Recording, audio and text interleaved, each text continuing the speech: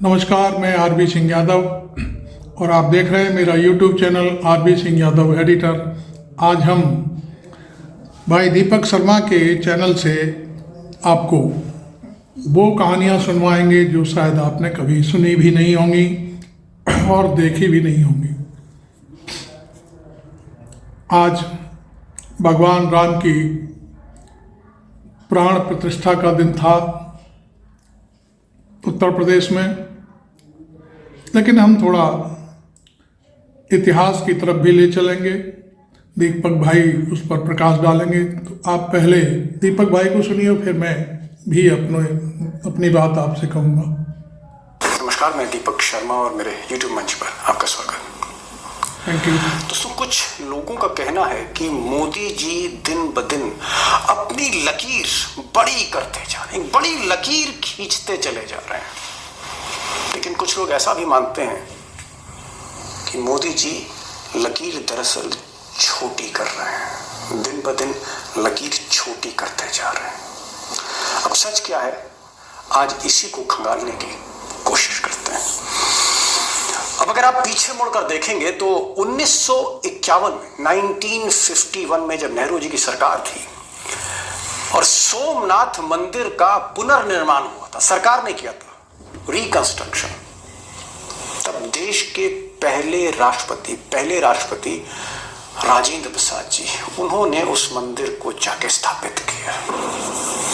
लेकिन आज जब राम मंदिर की प्राण प्रतिष्ठा हुई अयोध्या में, तो वहां ना राष्ट्रपति द्रौपदी मुर्मू थी, वहां ना उपराष्ट्रपति थे देश के, वहां ना देश के ताकतवर गृह मंत्री अमित शाह थे, वहां ना बीजेपी के अध्यक्ष जेपी नड्डा थे, कोई भी नहीं था। वहां सिर्फ एक नेता था, देश का एकमात्र नेता था जिस पर सारा फोकस था, नरेंद्र मोदी, ओनली मोदी।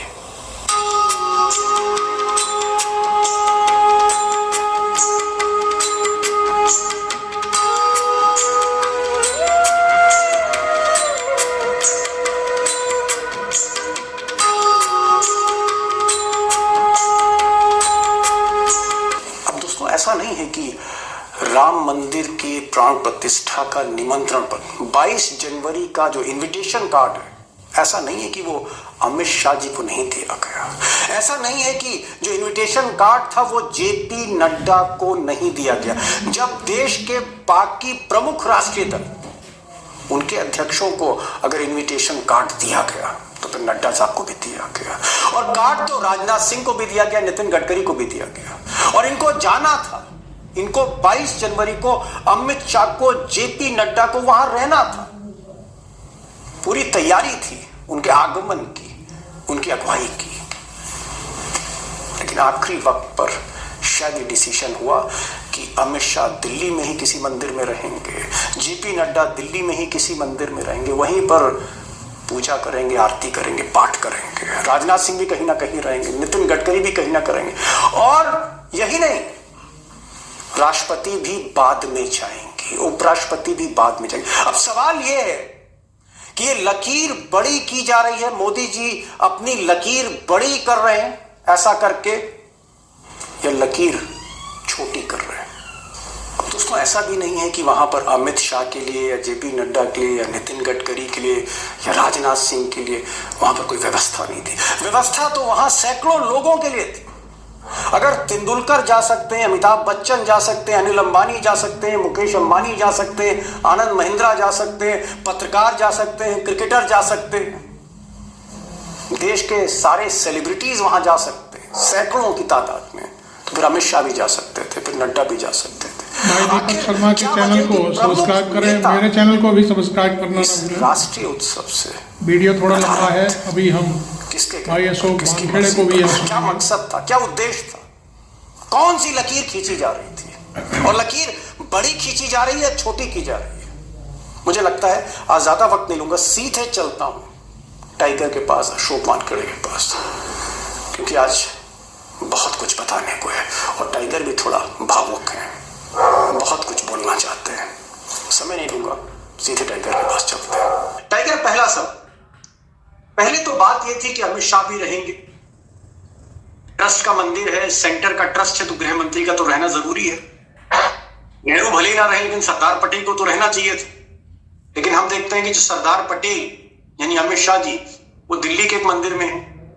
बीजेपी का फंक्शन है, मोहन भागवत बैठे हुए हैं, चंपत राय चला रहे हैं, नपेंद्र मिश्रा चला रहे हैं, भाजपा की झंडियां लगी हैं, भाजपा का ही फंक्शन है, और भाजपा के राष्ट्रीय अध्यक्ष वो झंडे वाला के एक मंदिर में। चलिए, हम राजनाथ की बात नहीं कर रहे, हम गडकरी की बात नहीं कर रहे, लेकिन टाइगर जो मेरे समझ से परे है कि अमित शाह तो जा रहे थे वहां पर, नड्डा जी तो जा रहे थे, वो भी नहीं। देखिए दीपक भाई, ये वन मैन शो था। क्या था? One man. जो वन मैन शो था, जो इंसान झपास और दिखास के रोग से ग्रस्त हो, उसे अपने सिवा कुछ नहीं दिखता। आज कहने के लिए तो भाजपा ही, मेरी कई भाजपा के नेताओं से बात हुई, बड़ा हंसते हुए मायूसी में वो कह रहे थे कि नहीं, हमको यहाँ पे भी थोड़ा सा देखना है, वो हमारा एक प्लानिंग था। मुझे बताइए, आज राजनाथ कौन से मंदिर में गए, गडकरी कौन से मंदिर में गए, और शाह कौन से मंदिर में गए? ये सारे मंदिर में जो लोग गए हैं, उपराष्ट्रपति कौन से मंदिर में गए, राष्ट्रपति कौन से मंदिर में गए, ये किसी मेन स्ट्रीम मीडिया में नहीं है, कहीं आपको देखने को नहीं मिलेगा। ये तो उनके रिस्पेक्टिव सोशल हैंडल से, जो ट्विटर से उन्होंने ट्वीट किया कि आज गडकरी इस मंदिर में है, तो पता पड़ा कि उस मंदिर में गए। लेकिन आज सुबह से लेके एक ही आदमी का शो है, उनका नाम है नरेंद्र मोदी। आज प्राण प्रतिष्ठा रामलला की नहीं, आज मोदी जी की हो रही थी। आज जितने रामलला नहीं दिखाए गए पर्दे पे, उससे कई गुना ज्यादा स्पेस जो है वो आज मोदी जी ले गए। ये प्री प्लान। तो मैंने आपको पहले भी कहा कि मेरी एक बहुत ही संघ के वरिष्ठ ऑफिस बेरर से बात हुई थी ऐसी ही, और मैंने बड़ा व्यथित होकर मैंने कहा कि मैं हो सकता है विचारधारा नहीं पढ़ती हो, लेकिन मैं संघ के लोगों को मैच्योर मानता हूं। जो संघ के 1, 2, 3 वर्ग पर करके आते हैं, उनमें एक प्रगल्भता होती है। आपके विचार भी नहीं पटे तो भी वो आपको श्रीमान जी करके संबोधित करेंगे, आपके बारे में बुरा नहीं बोलेंगे।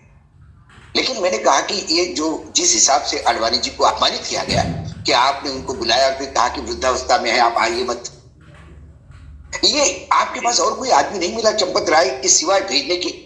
तो उन्होंने जो बात बोली, उससे तो मैं सन्न रह गया।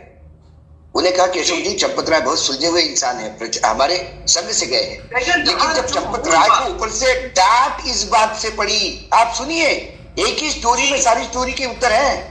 जब चंपत राय को डांट इस बात से पड़ी कि आपने आडवाणी जी क्यों बुलाया, फिर लिबापोती में उन्होंने कहा कि भाई वो आने की जरूरत नहीं उनको, अभी वो बीमार है, आप घर पे रहिए। अरे इनवाइट करना ही नहीं चाहिए था, आप बोल देते कि हम आपकी प्रार्थना करते हैं कि आपकी तबियत ठीक नहीं, इसलिए स्वयं मिलने आए। आप नहीं इनवाइट करके आप बाद में कहते कि मत आइए। फिर उसका जब रिपोर्टेशन हुआ तो वीएचपी को आगे किया गया। संघ भी बहुत नाराज हुआ इस पे कि ऐसा क्या छिछा लेदर होगा। फिर वीएचपी को आगे किया गया। वीएचपी ने कहा कि हम चार्टर लेके खड़े हैं, आडवाणी जी की पूरी सेवा करेंगे, यदि वो आना चाहते तो हम उनको लेके जाने को तैयार हैं। ये लिपापोती सिर्फ कार्यकर्ताओं को खुश करने के लिए की गई, आडवाणी जी नहीं जाएंगे पता था। उसके बाद डर के इतने डर गए चंपत राय कि उन्होंने मोदी जी को भगवान का, विष्णु का अवतार कहा। शायद फिर भी एक लताड़ पड़ी कि भैया विष्णु मत बनाओ मुझे, अभी भक्त रहने दो, चुनाव नजदीक है।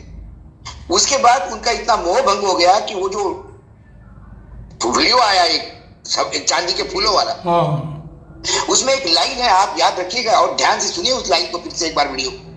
उसमें वो कहते हैं कि भैया या तो 7 करोड़ का दरवाजा है, कोई गर्दन काट के ले जाएगा पुजारी की, तो क्या करे, मैं तो अब उधर जाऊंगा ही नहीं। ये जो उनका मोह भंग हो गया कि मैं अब कहीं जाऊंगा ही नहीं, ये इसलिए हुआ कि ऊपर से भयानक प्रेशर है। आज मुझे बताइए, आज नड्डा जी क्यों नहीं आ सकते थे भाई? क्या आपके राज्यों के कौन से राज्य का मुख्यमंत्री, बताइए मुझे, योगी आदित्यनाथ छोड़ दिया, कौन से राज्य का मुख्यमंत्री है? टाइगर यहाँ एक बात मैं कह रहा हूं, चलिए मान लिया और क्या, नहीं मैं मान, आपको किसी नेता, देखिए आप समझा कीजिए दीपक भाई, नेता कोई भी आएगा, अमित शाह आएगा तो आपके क्रेडिट का हिस्सेदार बनेगा, अमिताभ बच्चन आएगा तो नहीं बनेगा, सचिन तेंदुलकर आएगा तो नहीं बनेगा, कंगना रनावत आएगा तो नहीं बनेगा। तो कंगना रनावत ये सब अपने अपने विधा में महान होंगे, अमिताभ बच्चन होंगे, राम भक्त भी होंगे, उसके साथ आप उसको आलिया भट्ट को भी बुलाते हो, सबको बुलाते हो, सब अपनी जगह पे ठीक है। ये ग्लैमर क्यों चाहिए आपको? इनका राम जन्मभूमि में क्या योगदान है सिवाय पैसा देने का? और मैं पूछता हूं आपको, जो संघर्ष में पसीना और खून बहाया उनमें क्या पाए? कहां गए वो लोग? क्यों नहीं जनता के लिए खुला है? ये प्राण प्रतिष्ठा भगवान की है, तब भगवान भी कटघरे में खड़ा कर दिए सोने के पिंजरे में। क्या राम सोने के पिंजरे के तोता हो गए क्या? नहीं जाएंगे। टाइगर, जो असली सवाल मैं आपसे जानना चाह रहा था। आप तो वैसे भी ऑफ द रिकॉर्ड बोलते हैं, क्या ऑफ द रिकॉर्ड क्या ऑन रिकॉर्ड खुलकर बोलते हैं, इसीलिए नाम आपका टाइगर है। लोग आपको टाइगर के नाम से ज्यादा जानने लगे हैं आज की तारीख। मैं एक चीज से पूछ रहा था कि अमित शाह जो गुजरात लॉबी का हिस्सा है, मोदी का कहते हैं कि साहब जितना एग्जीक्यूशन है अमित शाह करते हैं, क्या ऐसा तो नहीं था कि उनको मोदी जी को लगा कि अमित शाह को बुलाए तो फिर नड्डा को बुलाना पड़ेगा, नड्डा को बुलाएंगे तो फिर कहीं ना कहीं राजनाथ को बुलाना पड़ेगा, फिर बारात बुलानी पड़ेगी, बारात बुलाऊंगा तो मेरी लकीर छोटी हो जाएगी, मुझे लकीर बड़ी करनी है। तो क्या मैसेज क्या है? मैसेज है मैं ही अकेला हूं, मैं हूं, मेरे सिवा कुछ नहीं। यह मैसेज है। मैं हूं तो पार्टी है, मैं हूं तो सरकार है, मैं हूं तो राम है, मैं हूं तो मंदिर है, मैं हूं तो मंदिर है। यही मैं हूं तो मंदिर है। आपको लगता है टाइगर एक चीज उनके यदि आप लगातार स्टेटमेंट देखेंगे, यदि मैं स्टेटमेंट का आपको बता दूं तो आपके आंखें खुल जाएगी। पिछले कुछ दिनों में कैसे कैसे वक्तव्य प्रधानमंत्री जी के यहां से आ रहे हैं, और वो वक्तव्य मैं कहीं और से नहीं, अखबारों में छपे हुए वक्तव्यों को दिखाते हुए बता रहा हूं मैं आपको। उनके जो वक्तव्य है वो वक्तव्य ये है कि I have been chosen by God. Economics time में छपा है, नरेंद्र मोदी। भगवान ने मुझे God made me an instrument to represent people at Ram temple, this Pran Pratishtha, says Narendra Modi. God had chosen me to empower women, says Modi, as government tables women's reservation bill in Lok Sabha. Lord Shiva chose me for development of Kashi Vishwanath Dharma. Hindustan Times, PM Modi. Past government didn't build memorial. God chose me for a noble task, say PM Yogi. मतलब क्या? PM Modi. क्या कहना चाह रहे हैं? मैं बता रहा हूं आपको, UPA didn't let me rebuild Kedarnath. Lord chose me to do that. उनका कहना है मेरी सरकार नहीं, इस देश की जनता नहीं, अब ये देश भी मोदी हो गया है, मतदाता भी मोदी है, भगवान ने मुझे सिलेक्ट किया है, जनता जनार्दन ने नहीं। और आज चाटुकारिता की हद हुई। आज एक महामहिम ने कहा, उनको महामहिम ही किया जाएगा, क्योंकि आज के डेट में जो चाटुकारिता में सबसे आगे होगा उसे महामहिम कहा जाएगा। गोविंद देव गिरी ने आज स्टेज से कहा कि मां भागवती ने हिमालय से लौटा कर कहा इस लाल को कि जा भारतवर्ष की सेवा कर। जी, आज उस स्टेज से, माफ कीजिएगा दीपक भाई, प्रधानमंत्री की अपनी इज्जत अपने जगह पे, उनकी महानता अपने जगह पे, उनके काम नाकामी अपने जगह पे, लेकिन एक मराठी होने के नाते छत्रपति शिवाजी की तुलना मैं किसी और से करने नहीं दूंगा। आज इस गोविंद गिरी ने चाटुकारिता की हद पार करते हुए छत्रपति शिवाजी महाराज से तुलना की है उनकी। उन्होंने कहा कि छत्रपति शिवाजी महाराज के बाद कोई यदि ऐसा आया होगा तो ये है। और स्वामी रामदास ने जो छत्रपति शिवाजी महाराज के लिए शब्द बोले थे, उसी शब्दों का उच्चारण करते हुए उन्होंने कहा कि ये सारे लागू इस आदमी पे होते हैं। छत्रपति शिवाजी के नाखून की सर नहीं है। वर्तमान में इस देश में कोई नेता ना पैदा होगा ना पैदा हुआ था जो छत्रपति शिवाजी के नाखून के बराबर खड़ा हो जाए। टाइगर माने क्या इसको? माने ये है कि मैं अब मोदी जी अब क्या सोच रहे, क्योंकि अमित शाह को किनारे कर दिया, नड्डा को किनारे कर दिया, योगी को तो इसलिए बैठाना पड़ा था, कि भाई वो उत्तर प्रदेश के मुख्यमंत्री, उनके अधिकार क्षेत्र में हो रहा है। What is the message, final question, what is the message of mister Modi? Modi का मैसेज एक ही है, मोदी दाय नेम राम, राम दाय नेम मोदी। मोदी ही राम है, राम ही मोदी है। यह आज का मैसेज था। यह जनता को तय करना है कि उनके राम आराध्य है, और उस आराध्य को बेचने वाला भी राम हो सकता है क्या, ये उससे देखना है। लोगों को ये देखना है कि राम चाहिए, राम चाहिए कि राम के साथ राम राज्य भी चाहिए।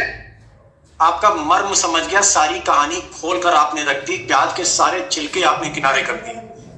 मैं आपसे पूछना चाह रहा हूं, मैं आज चुनाव की बात नहीं होगी, आज मैं ममता बनर्जी, राहुल गांधी, इन सब पे बात नहीं करूंगा, 24 के चुनाव की बात नहीं होगी। आप चुनाव के एक्सपर्ट हैं, मैं जानता हूं आप। मैं सिर्फ एक लाइन पूछ रहा हूं और मैं संक्षेप में आखिरी अंतिम जवाब आपसे चाहता हूं।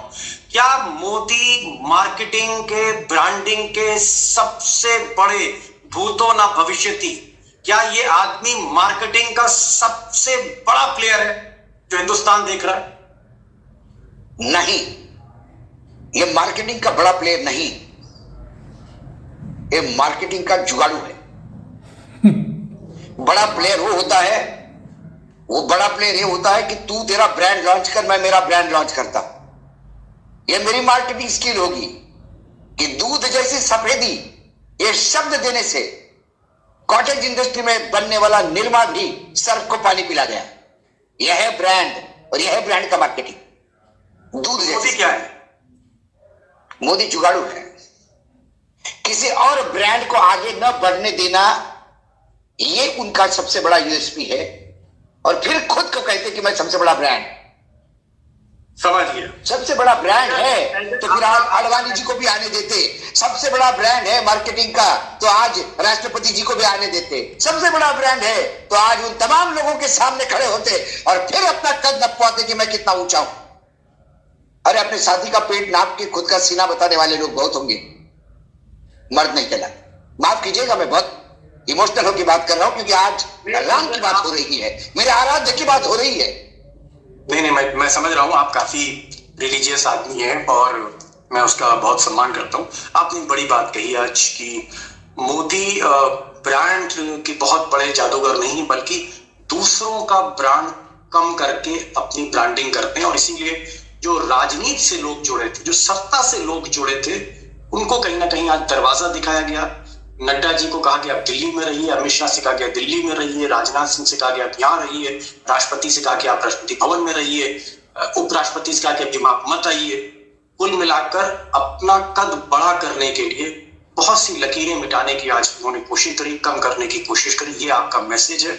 और जो आपने मैसेज कहा कि कहीं ना कहीं जनता को भी मोदी इस आत्ममुग्धता के दौर में पीछे छोड़ जा रहे हैं। बहरहाल मुझे लगता आपको है ये वीडियो कैसा लग रहा है? एनालिसिस दोनों महारथी हमारे पत्रकार साथी हैं और एक गलतफहमी है, देखते हैं आगे क्या होता है। टाइगर आप आए, बहुत हिम्मत और बहुत